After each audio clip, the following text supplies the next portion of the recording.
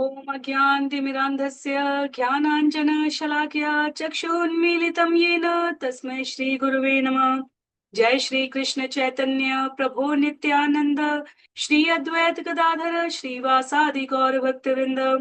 हरे कृष्णा कृष्ण कृष्णा हरे हरे, हरे राम राम राम हरे हरे। हरे कृष्णा कृष्ण कृष्णा हरे हरे, हरे राम राम राम हरे हरे। हरे कृष्णा, जय श्री राम। सभी भक्तों को सादर प्रणाम। हम सभी यहाँ पर श्री वाल्मीकि रामायण के बालकांड, जिसमें 77 सर्ग अध्याय है, उसमें अध्याय संख्या 20 को आज के सत्र में श्रवण करेंगे, जिसका नाम है रामदान से दशरथ की अस्वीकृति। करीब 29 श्लोकों का अध्याय है ये। पिछले सत्र में हमने श्रवण किया किस प्रकार विश्वामित्र मुनि महाराज दशरथ की राजसभा में पहुंचते हैं, जब वह मंत्रियों के संग चर्चा करते हैं बालकों के भविष्य संबंधी योजनाओं में। विश्वामित्र को महाराज दशरथ ने प्रण दिया, वचन दिया कि आपकी कार्य सिद्धि के मनोरथ को मैं पूरा करूंगा। विश्वामित्र ने कहा, आप जिस वंश से हैं और आपकी जो ख्याति है उसमें अनुसार मुझे कोई संशय नहीं है कि आप अवश्य ऐसा करेंगे, इसलिए मैं आपको अपने मन की बात बताता हूँ। और पिछले अध्याय में हमने श्रवण किया, विश्वामित्र कहते हैं, मैं आपसे राम के दान की मांग करता हूँ, मुझे राम प्रदान कर दीजिए मात्र 10 रात्रि के लिए। 10 रात्रि का जो मेरा यज्ञ है वह लगभग समाप्ति की ओर था, जब मारीच और सुबाहु ने आक्रमण कर दिया, रक्त और विभत्स वस्तुएं उस यज्ञ वेदी में डाल दी। मैं क्रोध नहीं कर सकता उस स्थान की उपयुक्तता के अनुसार, इसलिए मुझे राम चाहिए। और राम की सुरक्षा के लिए आप निश्चिंत रहे। राम पराक्रमी है, शूरवीर है, मेरे तेजस्वी मंत्रों से और आयुधों से वह पूर्णतया संरक्षित है। साथ ही अपने आपकी यश, आपकी ख्याति और आपको बहुगुणित लाभ प्राप्त कराऊंगा मैं, यदि आप मुझे राम प्रदान कर दें इन 10 रात्रियों के लिए। ना केवल राम की महिमा का वर्धन होगा, अपितु दिग दिगांत तक, युगों शताब्दियों तक आपकी महिमा कीर्ति भी सर्वत्र विस्तारित हो जाएगी। तो कहीं अहिल्या को गौतम मुनि से पुनः मेल कराने की बात होगी, कहीं इन राक्षसों को मारने की बात होगी, कहीं माता जानकी के संग स्वयंवर की बात होने वाली है। और विश्वामित्र के इन वचनों को सुनकर महाराज दशरथ की क्या हालत है, उनका क्या, यहाँ पर शास्त्र लिखते हैं, मुख विवर्ण हो चुका है, पीत विवर्ण। ऐसा लगता है जैसे पूरे शरीर में रक्त ही नहीं बाकी है, क्योंकि वो कहते हैं उनके लिए तो राम अभी सुकुमार हैं, कोमल हैं, इतने भयानक राक्षसों से कैसे सामना करेंगे। और इसलिए इस अध्याय का नाम ही है कि दशरथ द्वारा इसे अस्वीकृत कर दिया जाएगा। क्या तर्क देंगे दशरथ, क्योंकि अभी उन्होंने कुछ समय पहले ही प्रण किया कि आप जो चाहे वो मैं प्रदान करूंगा आपको। पर अब दशरथ क्या तर्क देने वाले हैं, उनको इन श्लोकों में, इस अध्याय के हम श्रवण करने जा रहे हैं। तो जिनके पास पुस्तक है वो पुस्तक का प्रयोग कर सकते हैं। एक एक श्लोक के अनुवाद और आवश्यकता अनुसार विस्तार के साथ हम सभी आगे बढ़ेंगे। तच्छ्रुत्वा राज शार्दूलो विश्वामित्रस्य भाषितम् मुहूर्तम इव निसंज्ञ संज्ञावानम इदम अब्रवीत्। विश्वामित्र द्वारा बोले गए इन वचनों को सुनकर राज शार्दुल महाराज दशरथ लगभग एक मुहूर्त तक अचेत हो गए। तो हमने जो समय काल की गणना है, कितने मिनट में, कितने पग में, कितने मुहूर्त तक का समय क्या कहलाता है, वह श्रीमद् भागवत में उल्लेखित है। कुछ समय तक मूर्छित रहने के बाद सचेत होते हैं दशरथ और कहते हैं, उन 16 वर्षों में रामो राजीव लोचना न युद्ध योग्य तामस्य पश्यामि सह राक्षसे। मेरा राजीव लोचन राम तो अभी 16 वर्ष का भी नहीं हुआ है, करीब 15 वर्ष का ही है। मेरी दृष्टि में वह राक्षसों के विरुद्ध युद्ध में जाने के लिए किसी भी प्रकार से योग्य नहीं है। दशरथ ने सोचा कि यदि यज्ञ में विध्वंस कर रहे हैं राक्षस, तो मैं स्वयं रक्षा करने में, सहायता करने में समर्थ हो सकता हूं। पर विश्वामित्र के द्वारा किए गए इस अनुरोध से उनका मन स्नेह से भी भर आया। पुत्र प्रेम में लगभग निष्प्राण हुए विश्वामित्र दशरथ विश्वामित्र से कहते हैं कि आप जानते होंगे कि राम सच्चिदानंद परमात्मा है, हो सकता है वशिष्ठ भी जानते हों, लेकिन मेरे लिए तो राम मात्र बालक है, मात्र बालक है।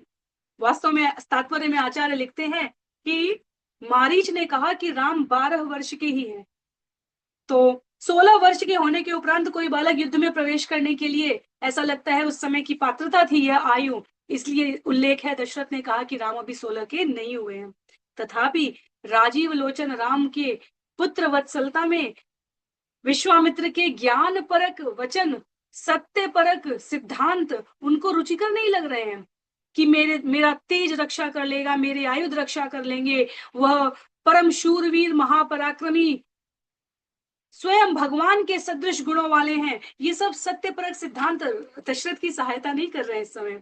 आगे उल्लेख है, इयम अक्षौहिणी पूर्णा यस्याहं पति ईश्वर अनया संवृतो गत्वा योद्धा हम ते निश्चाचरे। यहाँ एक पूर्ण अक्षौहिणी है जिसका पालक तथा नियंता मैं स्वयं हूँ।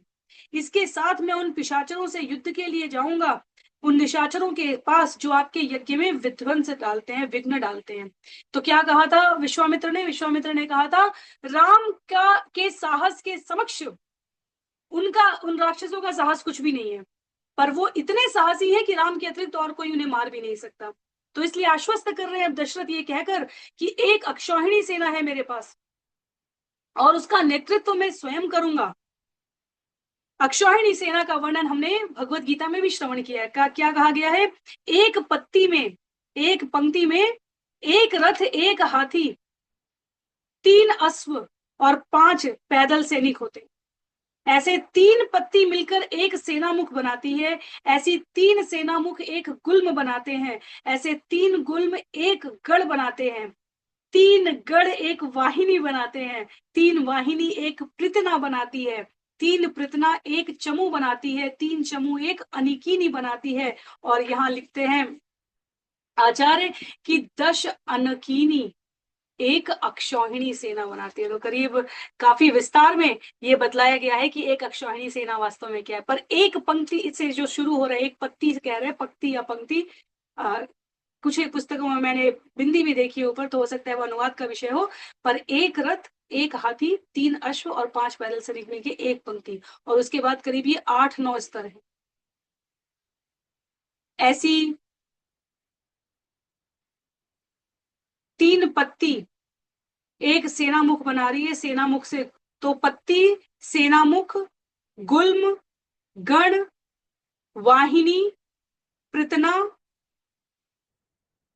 चमू और उसके पश्चात अनाकीनी और तदुपरांत कौन है, अक्षौहिणी। तो करीब 10 स्तर हैं।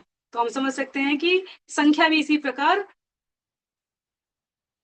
यहाँ पर गुणा में बढ़ती जाएगी, हाथी की, अश्वों की, पैदल सैनिकों की और रथ की। जिस अक्षौहिणी की यहाँ पर बात हो रही है, करीब 33,000, यदि मुझे सही से स्मरण है, 33,000 कुछ 100 रथ होते हैं। इस पूरे को अगर हम गुणा करते हुए आगे बढ़े तो उसके उपरांत आगे कहते हैं श्लोक संख्या 3 में,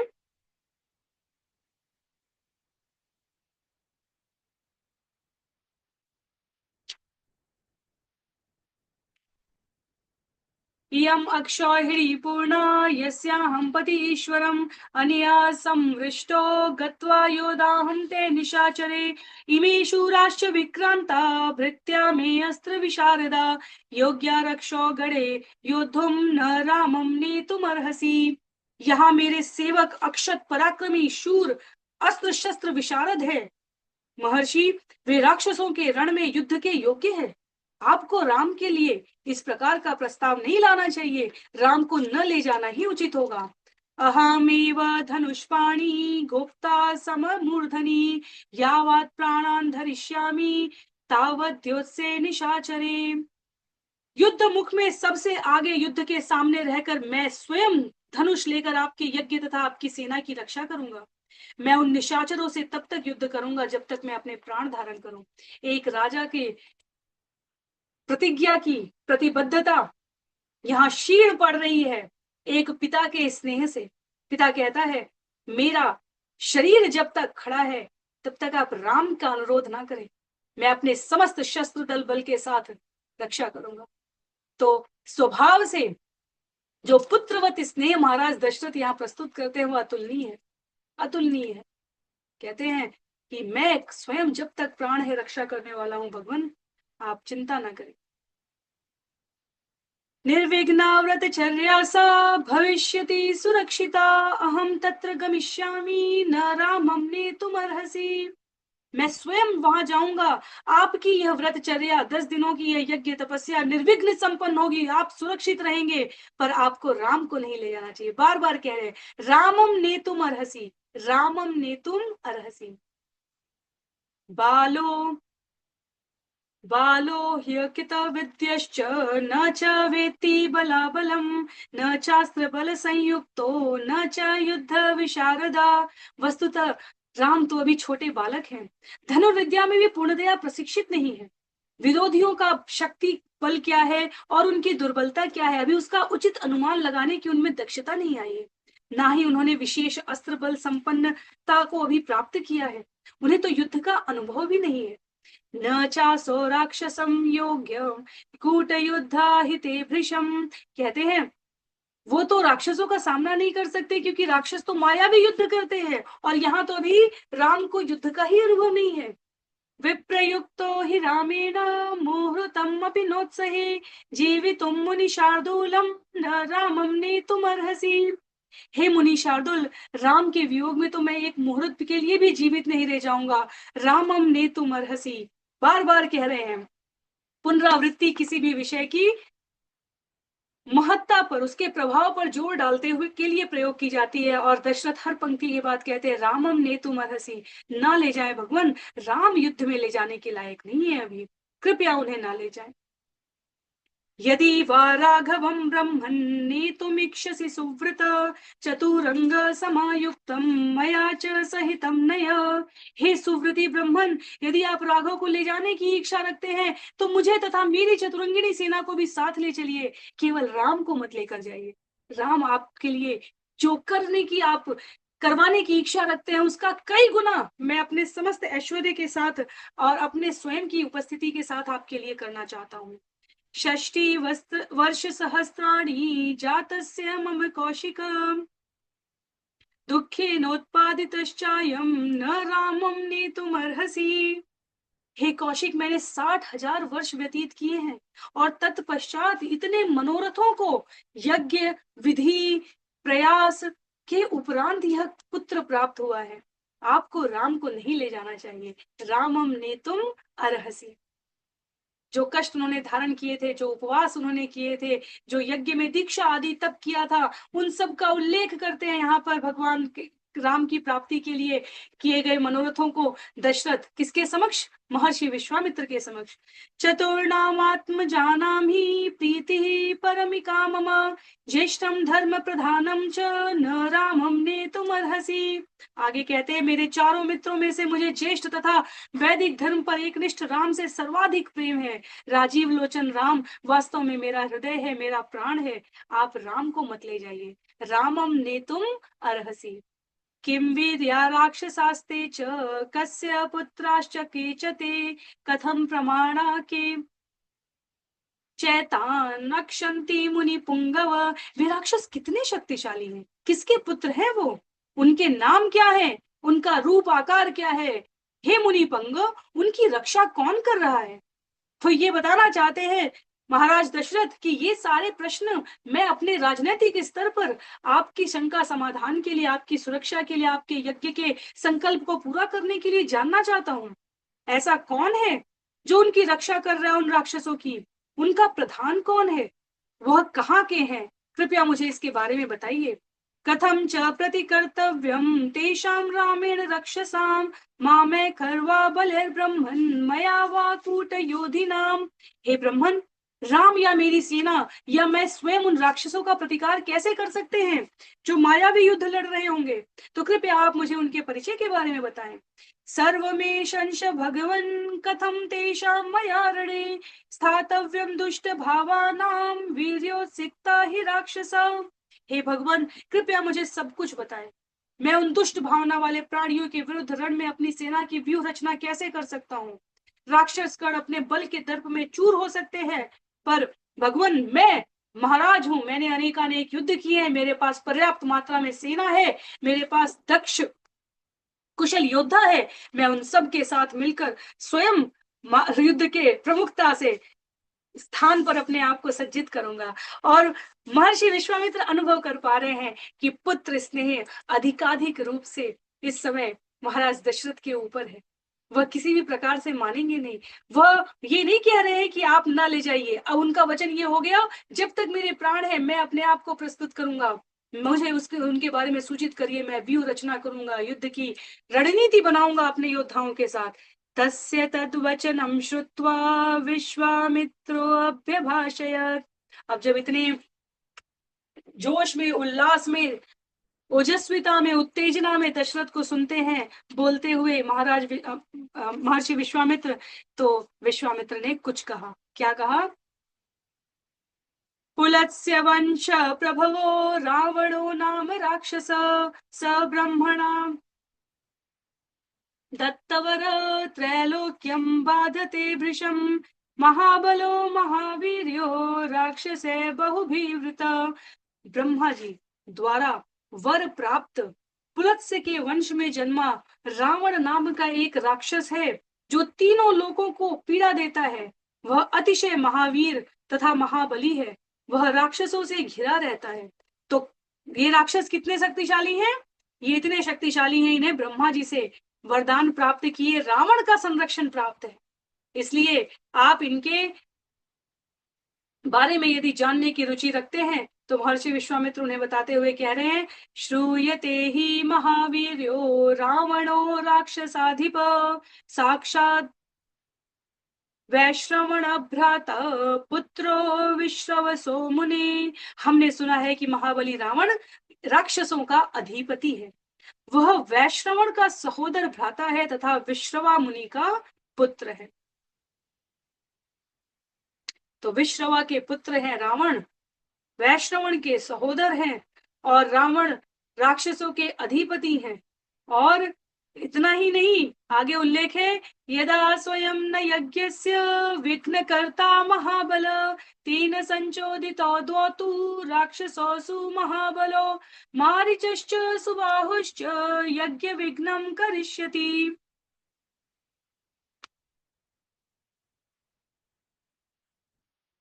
अभी राक्षस अधिपति रावण क्या कर रहा है?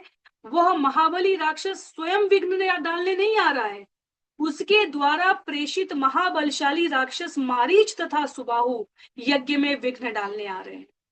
इत्युक्तो मुनिना तेन राजोवाच मुनिम तदा नहि शक्तोस्मि संग्रामे स्थातुम तस्य दुरात्मना।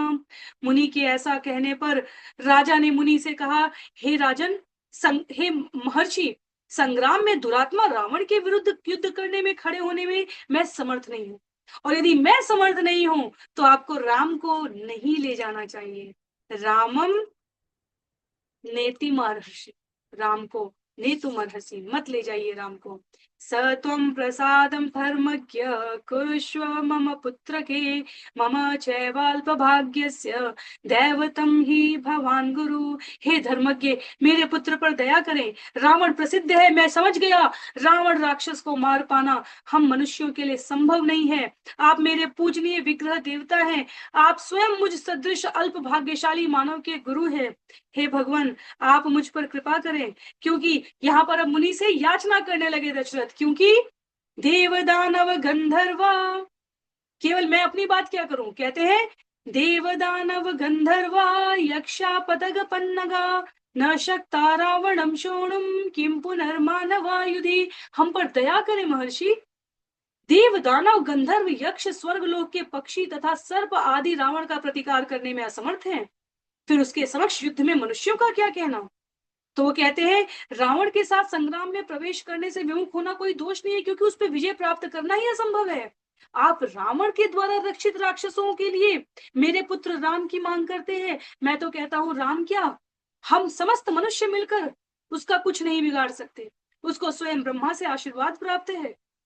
दशरथ विश्वामित्र मुनि को बताना चाह रहे हैं कि रावण पर तो देवता, गंधर्व, यक्ष, स्वर्गलोक के पक्षी और सर्प तक प्रतिकार नहीं कर पा रहे, विजयी होना तो बहुत दूर की बात है। सही वीर्यवतां वीर्यम आदत्ते युधि राक्षस तेन चाहम न शक्नोमि संयोतुम तस्य वा बले सबलो वा मुनि श्रेष्ठ सहितो वा ममात्मजय। हे मुनि श्रेष्ठ, वस्तुतः वह युद्ध में जो बलवान राक्षस है उनके बल का नाश कर देगा, मैं उससे या उसकी सेनाओं से, अपनी सेना या अपने पुत्रों के संग युद्ध नहीं कर सकता। तो वो कह रहे हैं कि यहाँ पर राक्षस, अन्य राक्षस रावण का सामना नहीं कर सकते, और राक्षस जो रावण के द्वारा संरक्षित हैं उनका सामना तो मैं और मेरे पुत्र या मेरी सेना कोई भी नहीं कर सकता भगवान। कथम अप्यमरं प्रख्यम संग्रामाणाम कोविदम बालम मे तनयम ब्रह्मण्येव दास्यामि पुत्रकम। हे ब्रह्मन, किसी भी परिस्थिति में मैं अपना पुत्र आपको कदापि नहीं दे पाऊंगा। वह आपको अमर सदृश लग सकता है अपने दिव्य गुणों के कारण, तथापि वह राक्षसों के विरुद्ध संग्राम में पूर्णतया अनुभवहीन है, और वह मात्र एक बालक है, अवस्था में अभी अल्प है। भगवान, ऐसा आदेश न दे जिसका मैं पालन न कर पाऊं। अथ कालोपमो युद्धे सुतो सुन्दोपसुन्दयो यज्ञ विघ्न करोतो ते नैव दास्यामि पुत्रकम। कहते हैं, अतः आपके यज्ञ में विघ्न उत्पन्न करने वाले सुंद तथा उपसुंद के पुत्रों से युद्ध करने के लिए मैं अपना बालक नहीं दूंगा भगवान। वे युद्ध में काल के बल के समान है। तो अब दशरथ इंगित कर रहे हैं कि यह शत्रु जो आपने बतलाया है, मारीच जो सुंद का पुत्र है और सुबाहु जो उपसुंद का पुत्र है, और ये सभी जो राक्षस अधिपति रावण के संरक्षण में कार्य और व्यवहार कर रहे हैं, उसके लिए हम मनुष्य पर्याप्त नहीं है, क्योंकि देवता भी उनका प्रतिकार नहीं कर सकते। तो ही यक्षस्य कन्यायाम जातो दैत्य कुलोद्वहो मारीचश्च सुबाहश्च वीर्यवंतो सुशिक्षितो। दैत्य कुल में उत्पन्न हुए ये राक्षस यक्ष कन्या से जन्मे हैं, और इसलिए ये पूर्णतया बलशाली और सुप्रशिक्षित प्रशिक्षित हैं। तयो अन्यतरेणाहं योद्धा श्यामसु ससुहृदगण अन्यथा त्वनुनेष्यामि भवन्तं सह बांधवा। कहते हैं, भगवान आप ये क्या कहते हैं, मैं अपने सुहृदों के साथ उनमें से एक से युद्ध कर सकता हूँ, अन्यथा मैं अपने बंधु बांधवों के साथ आपका अनुसरण करने के लिए तैयार हूँ। कहते हैं कि आपको यदि लगता है कि हमें आपकी सहायता के लिए, ये जानने के उपरांत कि वो राक्षस रावण के संरक्षण में है, तब मैं प्रयास कर सकता हूं कि मैं एक के साथ युद्ध करूं, पर पुत्र को, राम को, रामम ने तुम अर्हसि, राम को ले जाने की बात ना करें।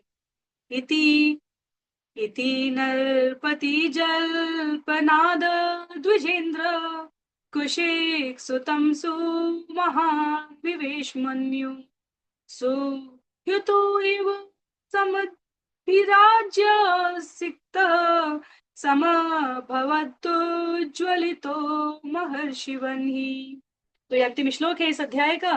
कहते हैं आचार्य यहाँ पर कि राजा के इन असंगत वचनों को सुनने के उपरांत द्विजेंद्र कुशिक सुत विश्वामित्र अत्यंत क्रोधित हो गए। जिस प्रकार यज्ञ की अग्नि में सुहुत में भली बात ही समधा यज्ञ की लकड़ी डालकर घी डाला जाता है, तब यज्ञ की अग्नि प्रज्वलित हो उठती है, लगभग लगभग वैसे ही इस समय राजा के वचनों को सुनकर महर्षि विश्वामित्र की क्रोधाग्नि प्रज्वलित होने लग गई। तो रोक पाना, महर्षि विश्वामित्र के आदेश की अवहेलना कर पाना, राम के, दशरथ के लिए राम को रोक पाना असंभव है अब, क्योंकि महर्षि विश्वामित्र के आदेश की अवहेलना, जिस प्रकार पूरे विधि के साथ अग्नि कुंड में अग्नि प्रज्वलित की जा रही हो, वैसे दशरथ के वचनों को सुनते सुनते सुनते महर्षि विश्वामित्र का क्रोध प्रज्वलित होता चला गया, और अस्वीकृति है दशरथ की, पर महाराज के इन वचनों को सुनकर विश्वामित्र भी स्वीकार नहीं करने वाले हैं कि आप कह दीजिए और हम मान जाएं कि राम के बिना जाएंगे यहाँ से। तो अगले अध्याय में क्या होगा, महर्षि विश्वामित्र के क्रोध का उल्लेख होगा, और फिर किनके द्वारा महर्षि विश्वामित्र का क्रोध शमन किया जाएगा वो हम श्रवण करेंगे। करीब 20 से अधिक श्लोक है वहां पर। आज के लिए सत्र को यहीं पर समाप्त करते हैं। श्री वाल्मीकि रामायण की जय, श्रील प्रभुपाद की जय, श्रील गुरुदेव की जय, अनंत कोटि वैष्णव वृंद की जय, नामाचार्य श्रील हरिदास ठाकुर की जय। सभी को आभार। जय श्री कृष्ण।